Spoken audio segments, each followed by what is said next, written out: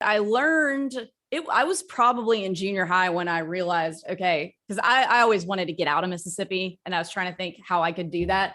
And it was in junior high that I was like playing on the varsity soccer team that everybody was like, oh, you're going to play in college. And I started thinking about it. I'm like, all right, this is my ticket out of Mississippi. All right, I'm going to get really good at soccer. So I'm very used to, I don't want to say pain, but like, endurance sports. I run marathons and then soccer, 2-a-days in the Mississippi heat every single summer.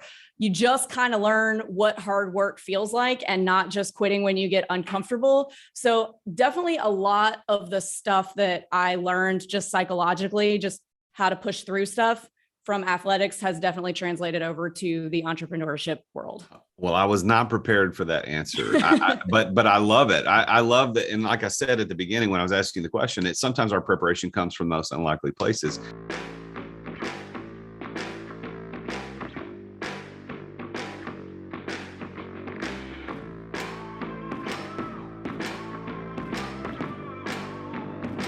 In today's ultra-competitive business world, being a successful entrepreneur or business owner can be very challenging. Fortunately, contemporary times have blessed us with resources for tackling those challenges and getting us to success more quickly than we could have imagined. Welcome to The Root of All Success with the real Jason Duncan, a podcast that explores how the world's most powerful entrepreneurs grow incredible companies. This podcast looks at the 5 keys to unlocking success as an entrepreneur. A successful educator turned entrepreneur, Jason's mission is to use his gifts of teaching and leadership to help others get the results they want out of life. Join Jason every week and learn the keys to grow a truly successful business. Well, welcome back to another episode of The Root of All Success. We release this episode every Tuesday morning, and I want to say how grateful I am that you're listening. Really, really, I am. Thank you for listening. Thank you for taking the time to do it. And I don't listen to all of my shows, but I do listen to them. And I'm really amazed at how good the guests are. You guys have recommended some of the most amazing guests. And I love doing this show because I get to talk to some great guests. So I love that you're here. Thank you for subscribing. Thank you for leaving me 5-star review. And I know every podcast you listen to tells you thank you for that, or go subscribe. And how many times have you listened and you didn't do it? So for whatever it's worth, if you could hit the pause button right now and then go and subscribe and leave that quick 5-star review if you think it's worth it. And that helps me out so much more than you can ever imagine. It's not just for ego. It's actually for the way that we get this podcast out to more people. So please go leave a review and subscribe. Also, if you don't watch this on YouTube or C-Suite TV, you can go watch us on youtube.com/TheRealJasonDuncan. And you can see our guests today and all the guests. And today I'm coming to you live from my home studio in Gallatin, Tennessee, just north of Nashville, on a cold January day. This one was not being released until February, but it'll be cold then too. So let me introduce today's guest. Today's guest was named one of Wall Street Journal's top 100 and Newsweek's top 500 agents in the year 2020. And her team, the ShortTerm Shop, which we're going to talk a lot about today, was named to the Wall Street Journal top 50 teams in 2021. And I think you'll hear her say, I think she says that they're number 12 in the country. And that's pretty phenomenal. But she and her team at the ShortTerm Shop focus exclusively on vacation rentals and short-term rentals and the clients who buy those. And she sold over just last year in 2021, they did 1,025 transactions for over $650 million in 1 year. And she's done over $1 billion since they started in 2017. And you're going to hear her say that they're on track this year, 2022, to do $1 billion in a single year. Listen, folks, you got to pay attention to this lady. She's amazing. An investor herself with a portfolio of over 105 properties, she specializes in connecting investors with short-term rentals with the highest ROI potential. And then she trains them. And she trains them to manage them from their smartphone from anywhere in the world. Avery Carl is a beast. She is amazing, and I'm so glad to have her on the show. Well, Avery, welcome to the show. I'm so honored that you're here. It's going to be a great conversation. Thanks so much for having me. Well, I always say that your network is your net worth, and I love how I get connected to some of the coolest people doing this show. And you and I were connected through our marketing company, To Market Media. And we had our first conversation like 9 months ago. And now finally here we are doing the show, but I've become a fan of your show. You've got a podcast. Talk before we get into the meat of our discussion. Tell everybody about your podcast and what you do with your podcast. Oh, yeah. So my podcast is called The ShortTerm Show, and it is all about investing in short-term rentals. We interview different short-term rental investors or people who have businesses surrounding short-term rental investing. That makes it easier. So we get CPAs on there, attorneys, people who, whenever people want advice on what they need to do about X involving short-term rentals, so the ShortTerm Show, you can find that on any of the podcast players, just like you're listening to this show on a podcast player. And she interviews some really cool people. I was listening to a couple of your episodes yesterday, and there was a guy who was active military, and I think he owned 7 or 8 doors, and they were providing really good cash flow, and he had a lot of equity built up in them. And it was interesting to hear how he positioned himself over the years and did it wrong and then figured out how to do it right. And I think what's interesting about what you do is that you show people like that guy, I can't remember his name, but like that guy, that they have this idea, they want to do something, but they're doing it all wrong. And it's not that it's wrong in terms of they're doing anything illegal. It's just they're not maximizing the ROI, the return on that investment. So, and that's what you specialize in. So I want to ask you this to get started. How did you go, looking back into your life, when did you have the first inkling that you were going to be in the entrepreneurial world? Was it as a kid, a teenager? Was it as an adult? When did that happen and how did it go? So I guess it was probably when I was an adult. So I graduated undergrad from University of Texas in 2009, which was the absolute worst time to graduate in the history of the American economy. There were no jobs. And so I was playing in bands and touring in bands. So I did that for a little while longer and bartended until about 2013. And I told myself, all right, you know what? Jobs are back. It's time to go get your master's and let's be a real person here and let's start a career. And I thought that was the right thing to do. And on my third corporate job in as many years and my second performance improvement plan, which those of you who don't know what a performance improvement plan is, it's basically a 30-day notice that if you don't get your act together, you're going to get fired. You're getting fired. Yeah. So on my third one, I was like, you know what? Maybe it's not my bosses that are jerks. Maybe I'm just not good at this employee thing. And that was my first inkling. I kind of thought looking back at my parents and my grandparents, none of them had corporate jobs. They all had their own businesses. And I'm like, well, I guess I didn't really have a role model that was a corporate employee. So let me just try this entrepreneur thing. So it was the getting fired or getting close to getting fired several times in a row that made me think, well, you know what? This is you. You're not a good employee. So let's do something else. What job? What were you doing? What was your corporate gig? So I have an MBA with a focus in marketing, and my first one was actually sales. My second one was for a big email marketing company that does all the big emails for if you're on the Walmart list, that was my client, Sam's Club, Marriott hotels, places like that. And then my third one was in the music business. So I was a marketing manager for a publishing company in Nashville. Is that how you get into Nashville? Because I think you have a phone number that I'm familiar with. Yeah. So don't live in Nashville anymore, but we did live there for about 7 years. And we moved to Nashville from New York City and got my master's at Belmont. And then all 3 of those jobs were in Nashville. Wow. So you've been New York, you were lived in Texas while you were doing your undergrad, Nashville, and now you're in Florida, right? You're living down on the Emerald Coast. Yes. It's beautiful down there. We just recently discovered it down there. Honestly, my wife started going to Gulf Shores, which I don't know if that's technically the Emerald Coast, but she started going to Gulf Shores with her sister and her mom and our daughter as kind of a fall girls trip about, I don't know, 8 or 9 years ago, maybe not that long ago, but they started going. And I'm not a beach person, so I never was interested in going. So I would go ride my motorcycle in the mountains. I'd do whatever while they were doing that. But about 3 years ago, 2 or 3 years ago, we made our venture down to Destin and took our RV for the first time down to the coast. And I had a blast. And we ended up going all the way down 38, went all the way to Panama City.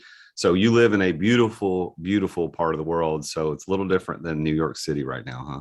Yes, it is. Although all the New Yorkers are moving here. That's right. It's good. We just hope that they're refugees and not ambassadors, right? So let's talk entrepreneurship. So you had the first inkling that you were going to go into entrepreneurship because you weren't very good as an employee. And I concur with that, because right now, if I had to go work somewhere, I'd be a terrible employee. And after owning my own business for so long, was real estate the first thing you attempted to get into, or was there something else? It was real estate. And that kind of happened at the same time that my last job was starting, during, and ending. We bought our first investment property while I was at that job. And then our second, and then our third is the one that made it to where, okay, I can quit this job and figure out what I'm going to do off of these 3 investment properties, which ended up being selling investment properties and then buying more investment properties and just being a real estate investor and then having the short-term shop. Who was the person that kind of gave you the idea that getting into real estate was something good? Did you watch an infomercial late at night? Did you have somebody that you were looking up to? Why real estate? Well, we being my husband and I kind of backed into it. So when we moved from New York to Nashville, obviously I didn't have my license yet. We went to buy a house, and our real estate agent at the time said, "Oh, you want to buy in East Nashville? It's appreciating so fast. Your house will be worth $100,000 more than what you buy it for next year." And we said, "No, thanks. We're coming from New York City. We're sick of neighbors. We're moving to Tennessee. We want to be out in the country." So we bought something out in the country, but we thought, well, we have a little money left, so maybe we should buy one of those properties and see what happens. And I mean, I can go into that in as much detail as you want, but basically we had no idea what we were doing in terms of real estate investing and bought something knowing nothing. But luckily, and it was just outside East Nashville in Madison, but it ended up being a really, really good one. And then over the course of the first few months of getting those rent checks, we thought, okay, this is something that we want to make a business out of. This is a lot of money to us that we're getting monthly, and let's buy some more of these. So then we started educating ourselves on real estate investing. And I got my license over the course of that time, so that I could collect those commissions, because I was not making any money. I was making $37,000 a year at my corporate job. And also because my husband is a terrible client, and I was constantly apologizing to the agents that we were working with. I'm like, "Oh my God, I'm so sorry. He's a New Yorker. Like, we're in the South now. I'm a Southerner." So I'm like always over apologizing for inconveniencing anyone in any way. And he's over here like breaking people's knees. And I'm like, "Oh my God." So I just got my license for that. But that's how it kind of evolved. So you get into real estate kind of accidentally, which I love that story, because I consider myself an accidental entrepreneur as well. So you got in accidentally, but you thought, wait a minute, I'm making money and I'm not really having to do that much. And I don't want to downplay the fact that I don't want to make it sound like real estate, you don't have to ever do anything. But in terms of income potential versus action, things that you have to do, it's pretty high on income versus action, I think. And that's why people are attracted to it. So you did that. What year was that where you had that property in Madison? That was 2016 that we bought that. Cool. So we're not talking that long ago. So what was that, 6 years ago? I mean, that's not that long ago. And as I said in the intro, just this past year in 2021, you did over 1,000 transactions and sold over $650 million. So you went from accidentally being a landlord and owning an investment property in Nashville, the Nashville area, to now having 105 doors, 1,000 transactions last year. Did you even imagine that was a possibility? I mean, was it a goal plan that you said you were going to do, or is this kind of like, you just pinch me, I'm enjoying life? It's more of a pinch me thing. So when you get into real estate, I mean, if you're as a real estate agent, 10 deals a year is considered a really good, that's a good agent. And to build a team and do 1,000, that's like, people don't do 1,000. There are very, very few teams in the country that do. We're actually, I think, the number 12 team in the country right now. And we're the only one that doesn't sell primary homes. So it's something that kind of hasn't been done before. And I didn't set out to say, well, I'm going to do something that nobody's ever done before. I just kind of followed what I knew about, what my expertise were. And it became this big thing. Well, listen, I haven't had a ton of people on the show that could say they've sold $1 billion of anything. and you started in 16, 17, and you sold $1 billion. So I want to take a moment to let that sink in for the listeners that I'm talking to Avery Carl, and she's with the ShortTerm shop, and they've done $1 billion in sales. I mean, that, and it's only in short-term rentals and vacation rentals, which is, as you said, is a completely different market than primary residential home sales, which is what most realtors are in. Why do you think, let me back this up. What do you think it means? What does the word success mean to you? If you think about, because I would say, and I think the listeners hearing this would say, yeah, you're very successful with a B, billion. Like that's a cool thing to say. But what do you think success is? In your own words, what does success mean? For me, it is being financially independent enough to have the freedom of time. So like after I get off this podcast, I can keep working on things. I've always got a list of things I need to do for work, or I can go take my kids to the park. That's success to me. I love it. So with that as a definition, do you consider yourself a successful person? Yes. Short and sweet. I love it. I think I love the confidence. And every time I ask that question to guests on the show, I get this mixture of, well, 50% of them might say, well, yeah, I think and the other be like, yes, hell yeah, I'm successful. Well, I mean, the numbers don't lie. And the fact that you define success as freedom of time, I'm with you on that, because in my goals that I set in 2020, we were all trying to figure out what the world's going to be. So I was sitting down and I was reading The 7 Habits of Highly Effective People, and I was setting goals. And one of my primary goals in life is to have complete freedom over time, energy, and money. And I'm not there yet. I'm working towards it very diligently, which is why I'm working with you to help me get into the short-term space. So I don't want this show to be about me. I want it to be about you. But I am, just to let everybody know, I believe in you enough to not only invite you to the show, but I'm ready to double down on short-term stuff. We got some cool stuff, cool ideas. Mm-hmm. What's tell me a cool story of how you failed miserably in a short-term rental that you bought or you sold. Like, people need to hear that, okay, $1 billion salesperson also made a mistake and that you recovered from it. So can you think of one that you're like, man, yeah, I screwed this one up? So I haven't had any horrific failures yet. I would say most of my failures come from inaction. Like, there are several properties that come to mind that are painful for me to think about, that Luke and I, my husband, got under contract on and decided halfway through, hey, I think we're going to get a little in over our heads on this. We don't want to go through with it. And it wasn't that there was anything wrong with the property necessarily, but we were like, there's just one too many things about this one. I think we're just going to terminate that. Now I'm like, we would have cash flowed great on that. And it's worth 3 times what it was when we had it under contract. And that would have been cool to not do, to not fall out of contract on. So we haven't taken any actions that we've regretted, but there's been some inactions that I definitely think are failures. I think that's the coolest part. I think I tell this to my coaching clients all the time. I say, if you lined up 100 entrepreneurs, just 100 side by side, and you said, are your regrets related to actions that you took that were wrong, or inactions and all 99 out of the 100 would say inaction. It was something that I didn't do that I should have done. And that one person might say, yeah, I screwed up while doing X. And I love that, because I feel like that the root, which is the root of all success is about action. I can teach you as a coach. You can teach me as my coach in short-term rentals. But if we don't act on it, there's no magic. Nothing happens. Now, let's flip that, Avery, on the other side. So we talked about a failure of an action. What's one of the coolest stories that you can remember being in real estate about, whether it was a huge profit that you unexpectedly made, or there was a family that you affected in a way that you didn't expect? Or what do you think about when I ask that question?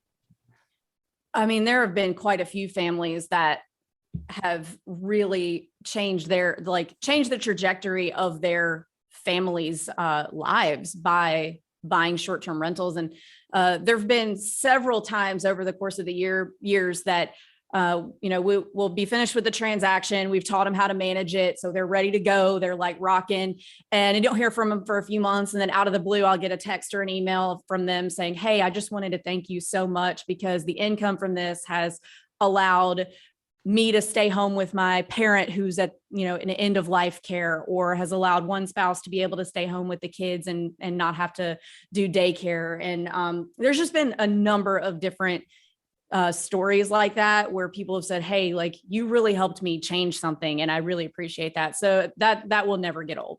I love that the focus of your answer there was about how people have been affected, because I look at wealth, creating the creation of generational wealth through whatever means, whether it's real estate or business or cryptocurrency, whatever you're doing. You happen to be in real estate, but whatever it is, the creation of that wealth is not for your own benefit, although that is one of the reasons you do it. But the fact that we get to change the world, I mean, when you sell $1 billion of real estate or 650 million in 1 year, you're changing lives, and you're making an impact on this world that is never going to be undone. So congratulations to you on that success.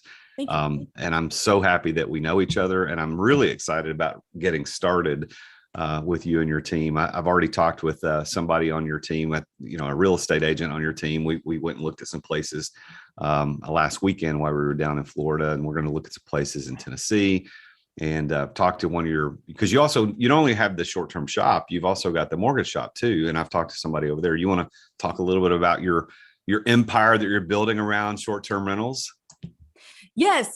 So last year, we started a mortgage arm called the Mortgage Shop, because all of our clients, our buyer clients, were running around trying to find what the best product for short-term rentals as far as lending is and what they could get. And they're having to call all these people and can't get a hold of anybody. And, they're all confused because they have 100 different people they're trying to get a hold of.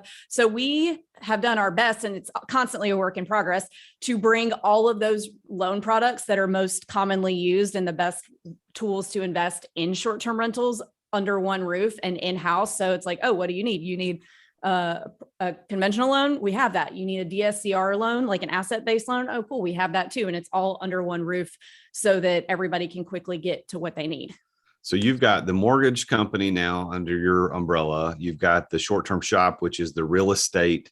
Is that the actual name of the real estate agency that you have, or is there a different name for that? Yeah. So we are technically a team. The short-term shop is a real estate team that is brokered by EXP. So I have to say that, or else I get in trouble. Okay. So yeah. Okay. So the real estate sales side is the short-term shop. The mortgage side is separate, obviously, from that, and is the mortgage shop. So you've got the mortgage and you've got the short-term shop. So when was it that you made the decision that short-term was going to be your thing versus long-term rentals like you did on that original property in Madison? So I actually own, of the 105 doors that I have, 8 of them are short terms. I am definitely not somebody, there's a lot of short-term people out there that are like, short terms are the right and only way. It has to be short terms. I don't agree with that. I think a diverse portfolio is 100% essential. And I look at short-term rentals as like little cash flow turbochargers to help you get to a larger portfolio faster. Now, there's the good thing about real estate investing is there's no wrong way to do it. There are people out there that have only long terms. There are people out there that have only short terms, and neither one of those things are wrong. But I like to have a little bit of everything because you never know what's going to happen. COVID being a good example of that. We thought in the first round of COVID in February 2020, we were like, oh, crap. There go the short terms. Here it is. It's finally here. The short terms are going down. But good thing we have all these long terms because we don't have to worry about it if the short terms go down. Well, actually, it ended up being the opposite that we needed to worry about. The short term shut down for 2 weeks, and then everybody was so sick of being in their houses that our doors blew off, and we made more money than we ever have in short terms because everybody was dying to get out of their houses, and so they were renting all of our properties. But we had to worry about our long terms with the eviction moratorium. So it was the opposite. So you never know what's going to happen or which asset class is going to be affected. So I think it's good to have a little bit of everything, but you're using the short terms to buy more long terms or more short terms, just more real estate, period. Are all your long terms, are they single family residences or any multifamily? A mix of both. So we just started in multifamily last year. So we have 3 apartment buildings. There are 2 12 units and 1 26 unit. Everything else is a single family or a duplex long term. Okay. So what's interesting about my journey through the real estate thing as an entrepreneur who's been successful in businesses, building businesses and, building just businesses from not real estate, but other businesses. When I started introducing myself into the real estate concept, multifamily was the thing I was most interested in. So I was doing I was reading all the books about it. I was listening to the podcasts about it. Everything was multifamily. And I wanted to buy an apartment complex, but I couldn't hardly see straight. But somewhere in that journey, I guess I got too many times of cold feet before I pulled the trigger on making an offer on an apartment complex. My wife and I had this conversation about short-term rentals, and we just wanted to buy a couple in places where we like to vacation anyway, so that it would be there anyway. Not that we would use it all the time, but it would be there.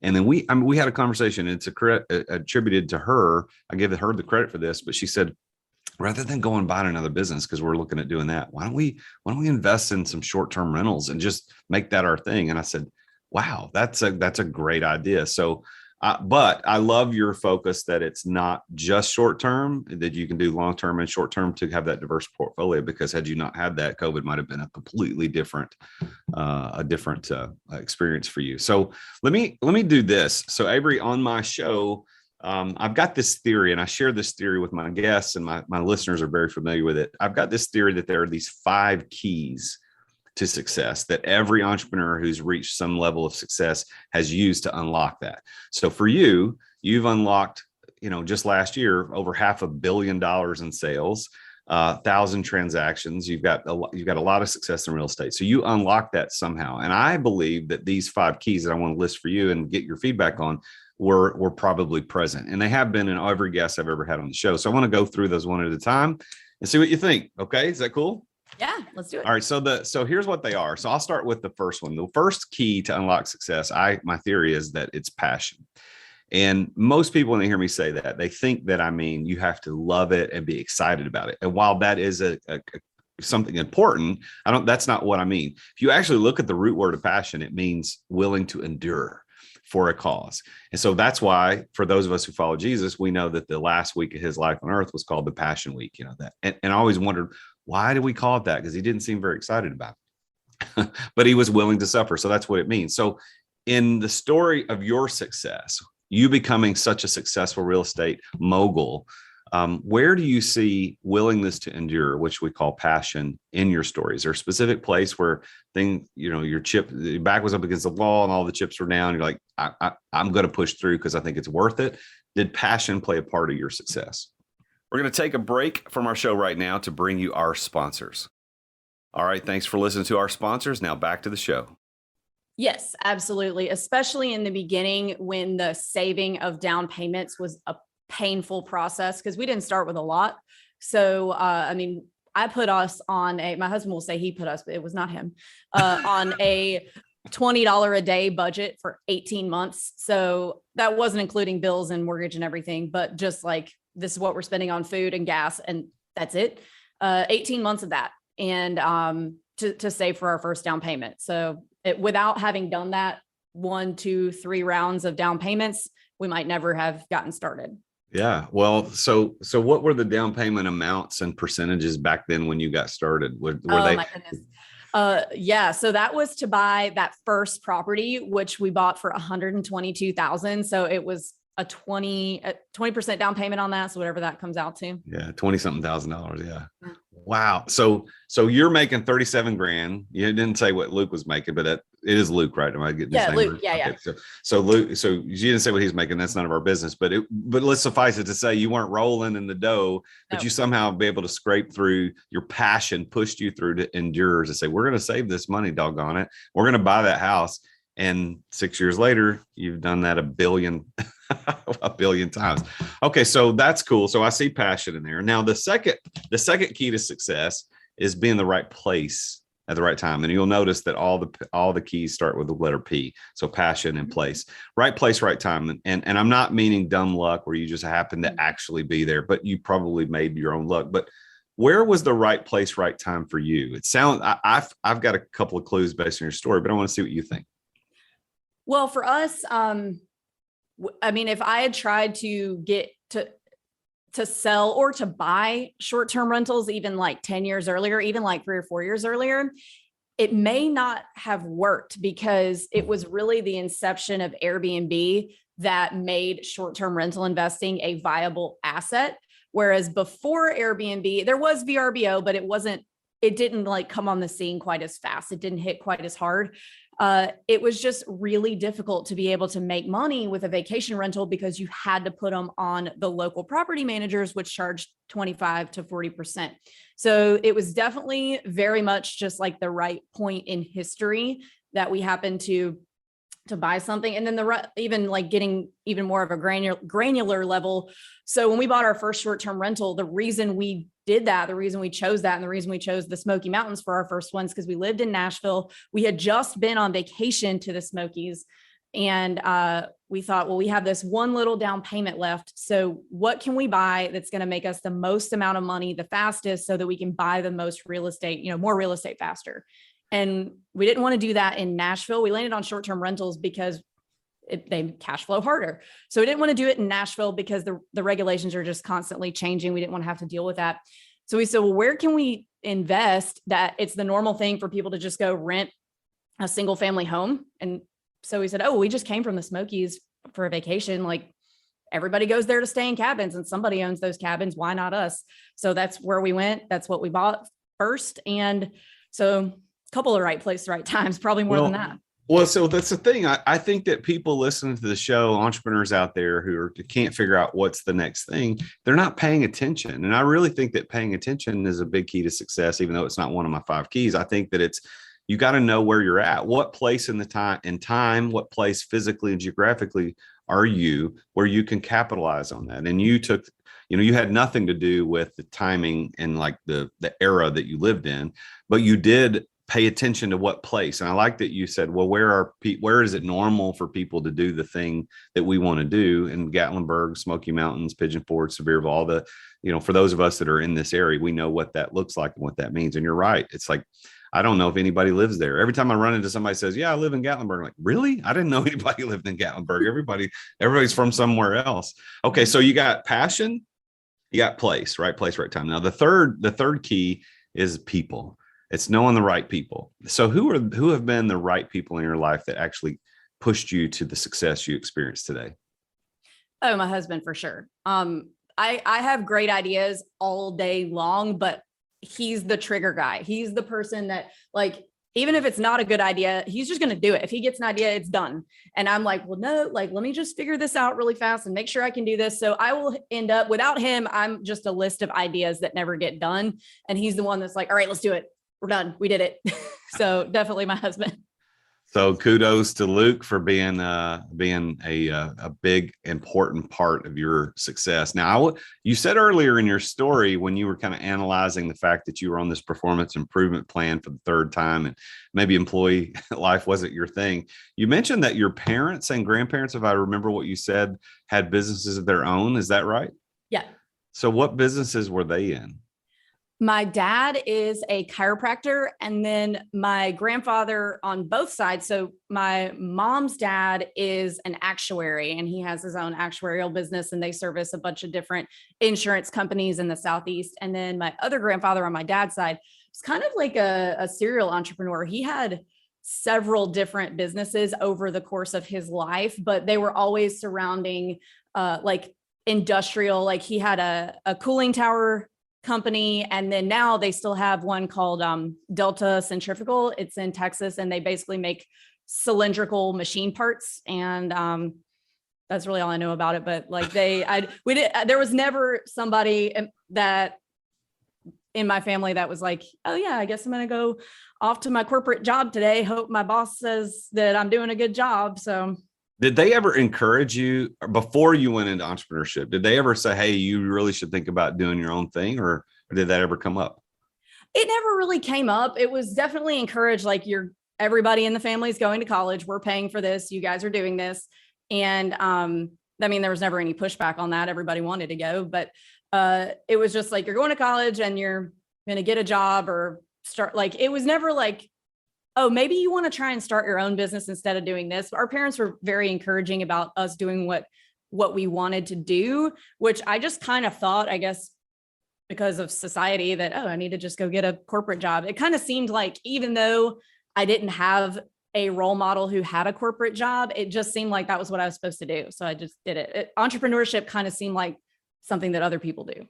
Yeah. Well, that's kind of weird. I think that you, as you mentioned, who your biggest person to push you to success, you mentioned your husband first thing, but I think that your parents and grandparents probably had more influence on you than you give them credit for. Not that you're discrediting them, but Right. I think that if you really think through that, just growing up in a family where you saw people doing it, even though it wasn't overtly encouraged, who knows how much that influenced you. If they'd all been, managers at the grocery store, it might be a different story. How many siblings do you have?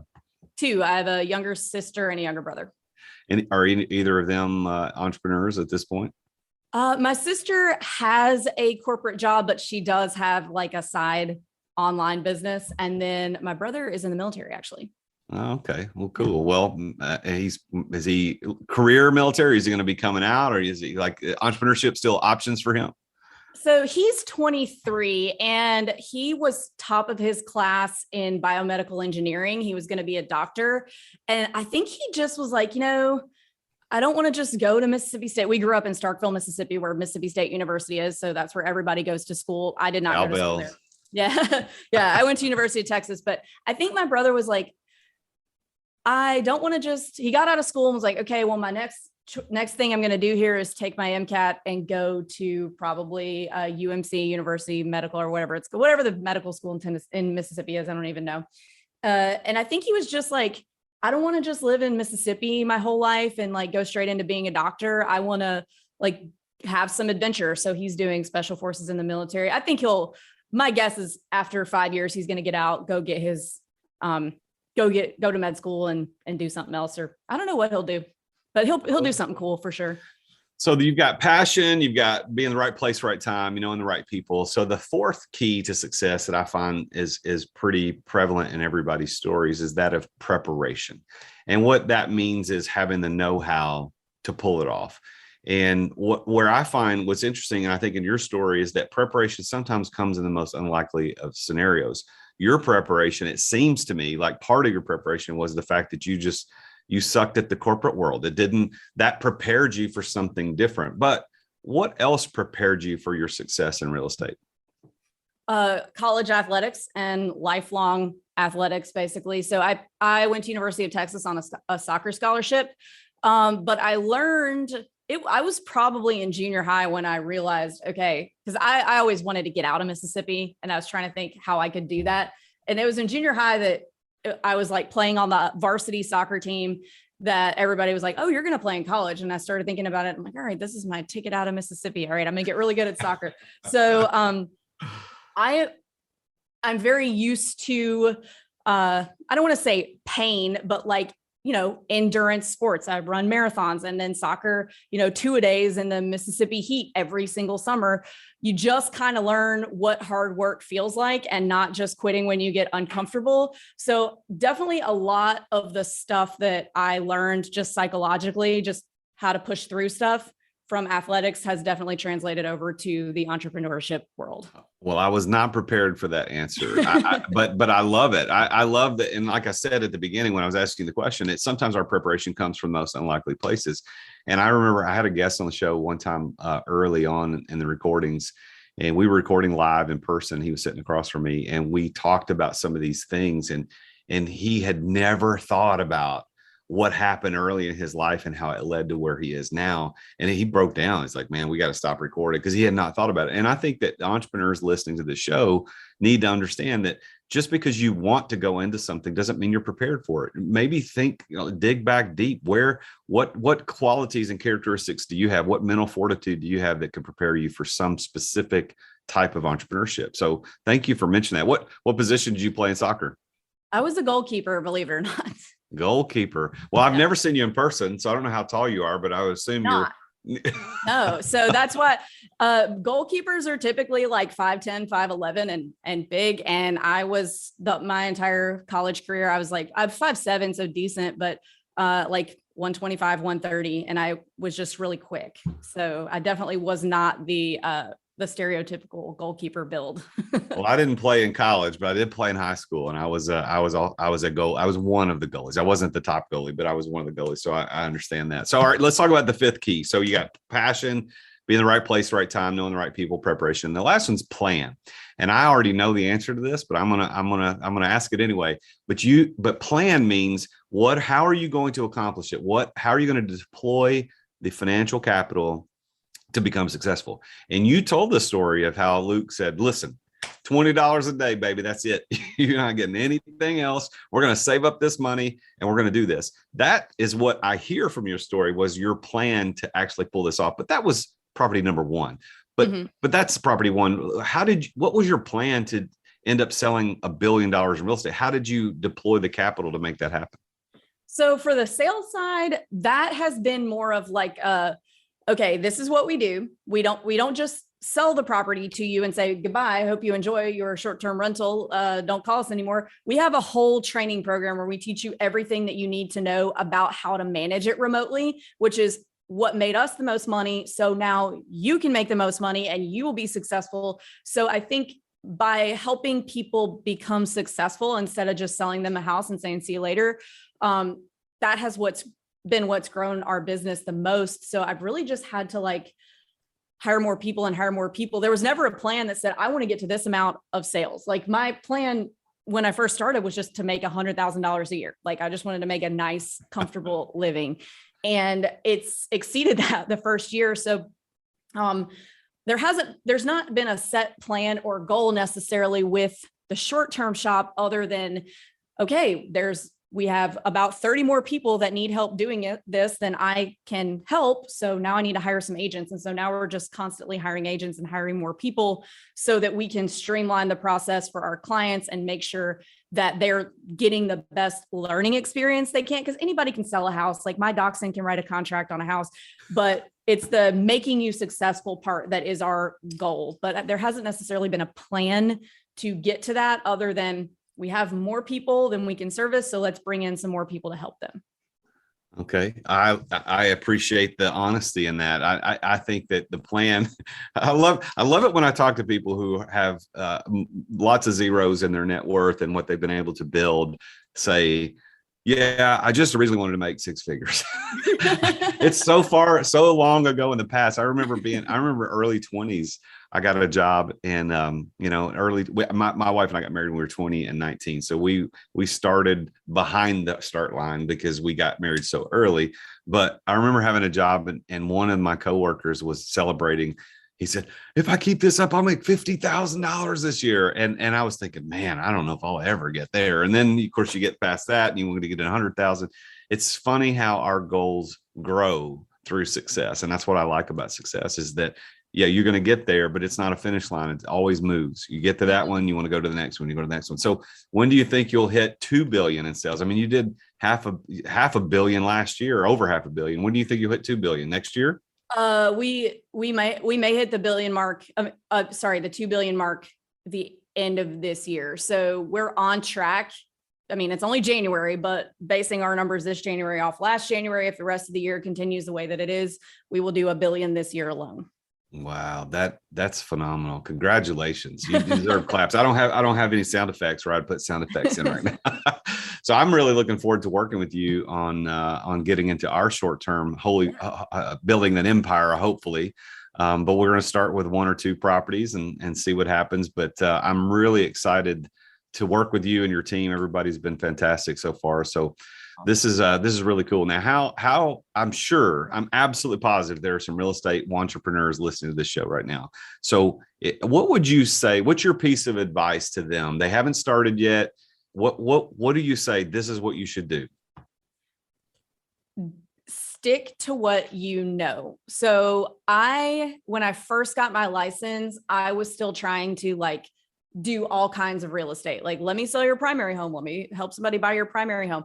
And I did not the gas pedal did not get pushed all the way down on my success until I said, I'm not trying to sell this kind of real estate anymore. I'm focusing on my short terms or on selling short terms because I wasn't good at selling primary homes. But what really pushed it over the edge was a friend of mine from Texas. Her parents were moving to Middle Tennessee and she sent them to me to help them find a house. They ran me all over Middle Tennessee for 4 weekends straight. And I mean, they would want to look at something in Clarksville, which is way up by Kentucky, and then also want to look at something like way down on the Alabama line in the same day.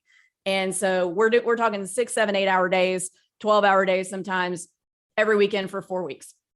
And then they fired me because we were in one of these weird little towns 3 hours from Nashville looking at a mobile home. And I did not know where to find the serial number on this $50,000 mobile home. Keep in mind, I just sold like $3 or $4 million worth of short-term rentals the month before, but I didn't want to pigeonhole myself. I never wanted to be the short-term rental girl because I said, you're pigeonholing yourself. You don't want to do that. But after driving away from that, I said, I'm not selling this stuff anymore. I am not that person. I'm this person over here. This is where my money's coming from. So I'm going to focus on where the money's coming from. And that's what I'm going to do. So I would say to a new agent, focus on what you know. So if you're selling primary homes and you're I'm trying to think of something that's not a fair housing violation, and you're 21 and you want to focus on first time home buyers, because that's what you just were, you just bought your first house, then do that. Or if you are, coming from the tech sector, like you've had a tech job and you're sick of that job and you want to be a real estate agent, well, focus on people in the tech world and finding them properties. So stick to what you know. It's okay to niche down. The pigeonhole thing, that's a myth. And I had to learn that the hard way. Well, I heard one of my mentors tell me a long time ago that the word focus is really important, and it stands for follow one course until successful. And that seems to be what you've done. You followed one course and you've become successful, and that's in short terms, selling short terms and vacation rentals. And so I think that's great advice. Stick to what you know. Now, how would people get in touch with you? I'm sure somebody wants to reach out and they want to know, hey, I like this lady. She's successful, and I want to follow in her footsteps. What's the best way for people to reach out to you? So you can follow me on Instagram. It's at the ShortTerm Shop, or you can go to our website to schedule a consultation if you want to buy a house with us at theshorttermshop.com. Theshorttermshop.com or the ShortTerm Shop on Instagram, right? Mm-hmm. Now, you also have, I think I heard on your podcast, and correct me if I'm wrong, but I know you have a private group for your clients that actually are buying and selling with you, but you have now, I think you said an open one that's for potential. Is that right? Yes. So that one, I guess we haven't talked about the book yet. The public group, for those of you who want to just learn more from other investors in the short-term space, is the same title of my book called Short-Term Rental, Long-Term Wealth. That came out in October or November, and it was #1 in 4 categories on Amazon, which seems ridiculous to me. It's absurd, but. So you got a book. Just give me a brief thesis and synopsis of that book. What was the book about? The first half, it's an overview, a primer on how to buy a short-term rental. So the first half is how to choose a market, how to build your buying team, how to analyze a market, how to analyze a property, and the contract process. And then the second half is how to manage it remotely, so you don't have to pay a property manager. I love that. I love that part of it, because I'm the exit guy. I teach people how to exit their businesses without selling them so they can live the exit lifestyle. And I can teach you how to do it without doing it in real estate. But I know in real estate, that's the plan. You want to make sure that you're not having to flush or fix the toilets and do all that stuff. You could figure out how to make it work without having to be involved. So, well, Avery, I'm going to give you the last word. If there's anything else you want to say to the listeners, I'm going to give you the last word before we sign off today. Okay, so I guess I will give you a little bit of advice that I give other people that has worked for me is ready, fire, aim. So learn as you go. Don't wait until you decide it's the perfect time, because it's never going to be the perfect time. That is very true. Well, Avery, thank you so much for being on the show. It's been an honor, and I can't wait to work with you and your team to really dig into my own empire in the short-term rental shop. Thank you so much for being on the show today. Thank you so much for having me.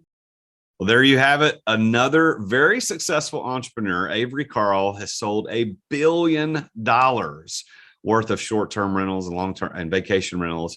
And just in about 6 years. Listen, I don't care who you are, where you live, what you're doing, you can be successful if you apply these keys, just like she did: passion, place, people, preparation, and plan. You can do this. What is it that you're passionate about? What place are you in? What people do you know? What's prepared you? She talked about college athletics and preparing her in a way that she didn't expect. And her plan to take that $20 a day stipend that her husband gave her and himself, not just to her, but they figured out how to endure and get to the place where they bought their first property, and then the next and the next and next. And before you know it, they're doing $1 billion a year. The year 22 is going to be $1 billion year for them. That is absolutely phenomenal. And I congratulate her. I'm so glad that she was on the show today. Now, let me say this as you think about, well, how am I going to get to where I need to go? You need a coach. I'm hiring Avery to coach me, and her team they're going to coach me through short-term rentals. I'm in the process of making some big moves myself. I'm planning to sell my own primary residence. I'm going to take all the capital because the house is appreciated so much. I'm going to roll that into short-term rentals. We're gonna live in a rental for a while because we believe that right now is the time. I'm gonna go through a short period of not living in the house that, we live in a very nice house now. We're going to be going to a rental, but I'm doing that because I see the potential of what, for me, short-term rentals can add to my portfolio as I purchase other businesses and I continue to grow my coaching platform. I want to offer you an opportunity to get involved in my coaching platform. It's only $55 a month to become a member of the Successful Entrepreneur. I provide live group coaching every single week, almost every single week, to all my members in the TSE, the Successful Entrepreneur. And it's only $55 a month, dollar for dollar. It's the best coaching dollar you're ever going to spend. I do twice a month. I do an open group coaching Q&A. So you and everybody else who's in the program can log in, and I do in 1 hour called Ask Jason Live, where you just ask me live questions live there, and I answer them the best that I can and provide that. And then there's also a content library with all the previous recordings of Ask Jason Live. I also do a success lecture once a month where I talk about things like how to double your revenue without increasing fixed overhead, or how to stay laser focused on your vision. We talked about focus today in the show with Avery.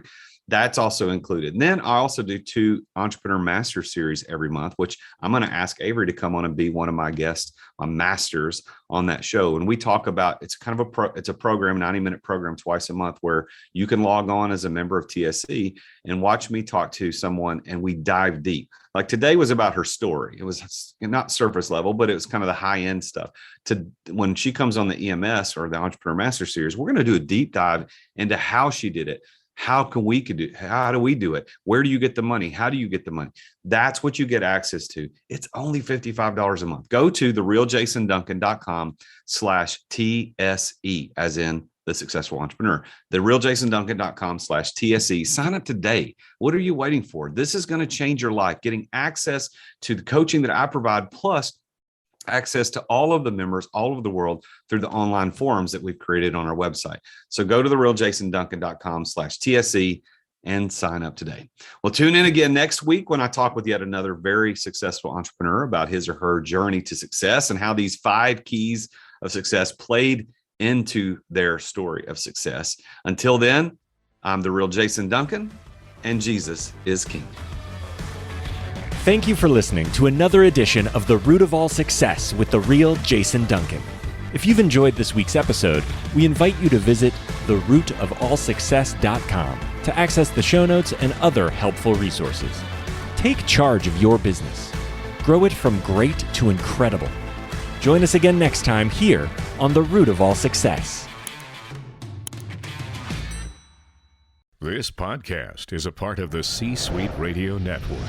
For more top business podcasts, visit c-suiteradio.com.